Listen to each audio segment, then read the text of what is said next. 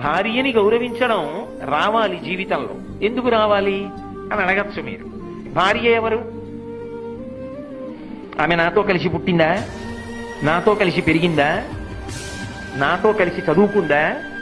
ఎక్కడో పుట్టింది, ఏ ఊళ్ళోనో. నేను ఓ జిల్లా వాడిని అయితే ఆమె ఇంకో జిల్లాకి చెందిన పిల్ల. అసలు ఆ అమ్మాయి ఎవరో నాకు తెలియదు. ఆ అమ్మాయికి కొంత వయసు వచ్చేసింది, నాకు కొంత వయసు వచ్చేసింది. ఆ అమ్మాయికి ఏదో ఒక పదార్థం తినడం ఇష్టం, నాకేదో ఒక పదార్థం తినడం ఇష్టం. కానీ ఈయన భర్త అని నేను ఆమె మెడలో 3 ముళ్ళు వేయగానే ఆమె తన ఇంటి పేరు వదిలేసింది, వంశం వదిలేసింది, తన ఊరు వదిలేసింది, తల్లిదండ్రుల్ని వదిలిపెట్టేసింది, తోబుట్టువులను వదిలిపెట్టేసింది, స్నేహితులను వదిలిపెట్టేసింది. ఆయన ఎవరో తెలియదు. తాళి కట్టాడు. ఆయన తోడిదే జీవితమని చిటికిన వేలు పట్టుకుని ఊరు కాని ఊరు వచ్చింది.